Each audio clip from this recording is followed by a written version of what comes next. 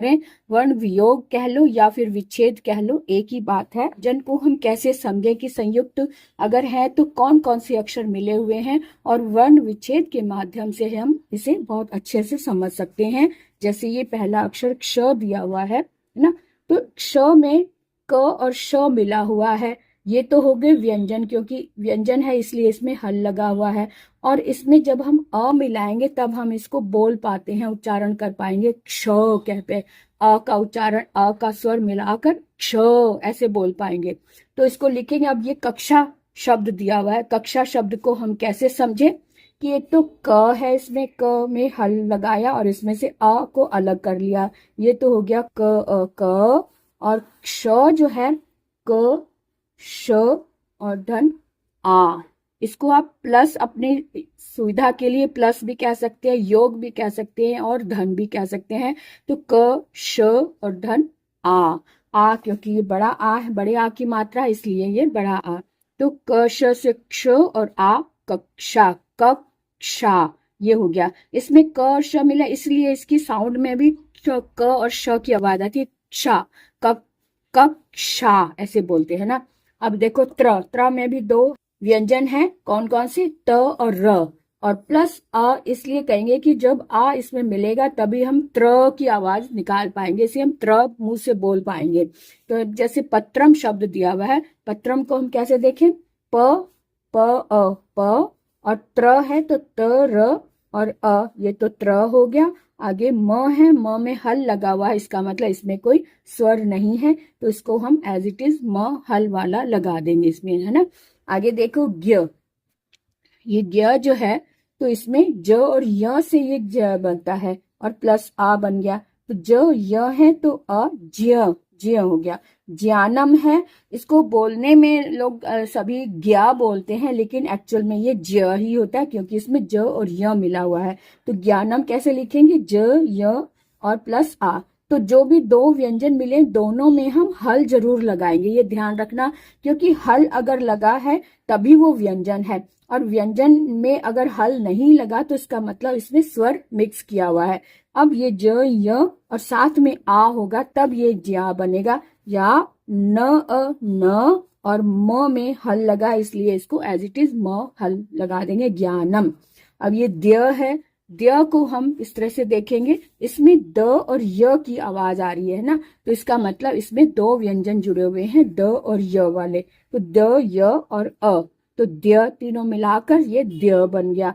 अब विद्या में द्य आता है तो इसको कैसे लिखेंगे, व ई वी, क्योंकि व में छोटी की मात्रा लगी हुई है, तो व ई वी और द य और आ, इस तरह से इसको हम परिभाषित करेंगे कि विद्या को ऐसे लिखा जाता है। विद्या में 1 2 3 4 5 अक्षर मिले हुए हैं, कहने में दो हैं, ऐसी ज्ञानम में 3 अक्षर दिए हुए हैं, लेकिन 1 2 3 4 5 6 अक्षर दिए हुए हैं। इस तरह से हम इसको समझ सकते हैं कि इसमें कौन कौन से अक्षर मिलकर इस संयुक्त व्यंजन बनाते हैं। ठीक है, अब आगे देखें, वर्ण वियोग कह लो या फिर विच्छेद कह लो, एक ही बात है। अब आगे ये अभ्यास कार्य दिया हुआ है, इसको भी हम देख लें अच्छे से तो हमें और अच्छे से समझ में आ जाएगा। ये जो आधा क और य है वाक्यम, इसको हम कैसे बनाएंगे, वो आ क य दोनों ही आधे, क्योंकि आधा क है और य में से हमने स्वर हटाया तो आधा य रह गया, यानी हल वाला, और अ और म, तो व आ क य अ म वाक्यम। आधा न और य लगा है, इसको कैसे लगाना, मूर्धन्य, तो म उ र, अच्छा, मु रू ध अ,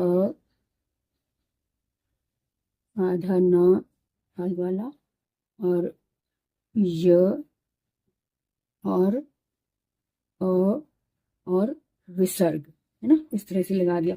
तो म उ र, क्योंकि ये आधा र है तो इसको, इसमें स्वर नहीं है तो आधा र, ध, ध में से स्वर अलग किया तो यहाँ पे भी हल लग गया, ध अ न अ, क्योंकि न पहले से आधा है, इसमें कोई स्वर नहीं है इसलिए इसके साथ में स्वर को नहीं जोड़ेंगे, तो न य में अ है तो य और विसर्ग।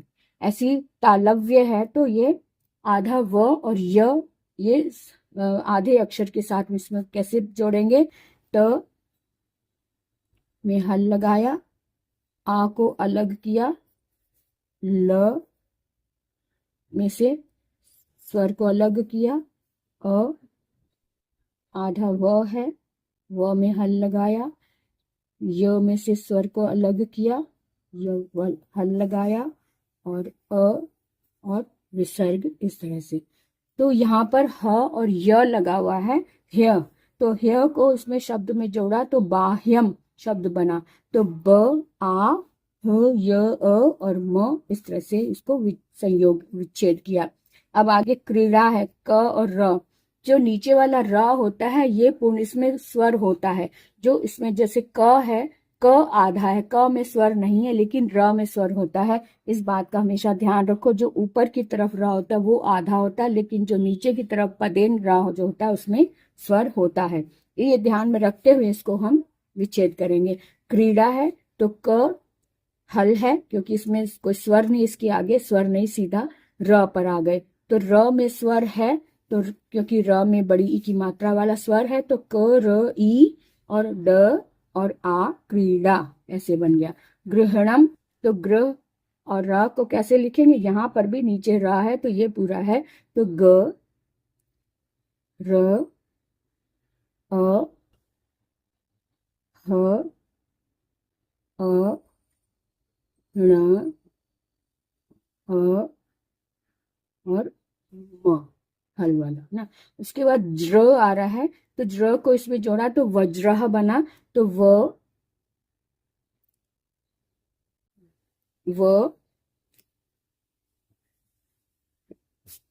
अ ज, ज आधा है इसलिए ज के फौरन बाद र आ गया, र अ और विसर्ग। ठीक है।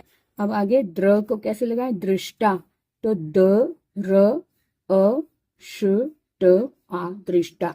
ऐसी प्रगति में भी र नीचे है तो ये भी र पूरा है। पूरे का मतलब इसमें भी स्वर है लेकिन प में स्वर नहीं है, तो प में हल लगाया, फौरन उसके बाद र पर आ गए।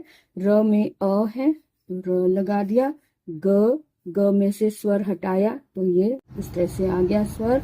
और त है तो त में हल लगाया और छोटी ई स्वर को अलग किया तो ई हो गया और विसर्ग हो गया। ब्रह्मचारी को हम कैसे लिखेंगे? ब र अ, क्योंकि ब में हल है और लेकिन इसमें स्वर नहीं है इसलिए इसके साथ में हमने स्वर नहीं जोड़ा।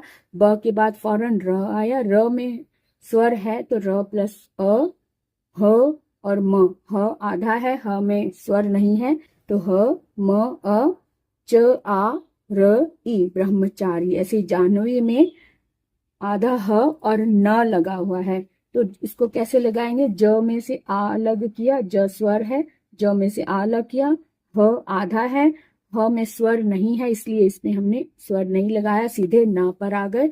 न अ, न में स्वर है इसलिए अ, और व में बड़ी ई का स्वर है इसलिए हमने बड़ी ई लगा दिया। ऐसे ही ध्व है, ध व, तो ध्वनि कैसे बनाएंगे? ध व अ न ई और विसर्ग। ऐसे आधा स और व है स्व, तो सरस्वती शब्द बना। तो कैसे? स अ, क्योंकि स में से हमने स्वर अलग किया, स अ, र में से अलग किया स्वर र अ, और आधा स के बाद कोई भी स्वर नहीं है इसलिए हमने स के बाद फौरन व को ले लिया। व में अ है तो इसलिए व प्लस अ, और ता में बड़ी ई है तो बड़ी ई को इस तरह से हमने अलग कर लिया। इस तरह से हमने अभी वर्ण वियोग क्या होते हैं वो अभी हमने सीखा। तो अभी ये बहुत सारे आगे भी हैं, तो इसे आप अभ्यास के रूप में आगे समझ सकते हैं किसको कैसे। जैसे हमने पिछले पेज में हमने अच्छे से देखा कि वर्ण संयोग या वर्ण वियोग कैसे करते हैं, उसी तरह से आप भी हमें इसको करके दिखाएंगे।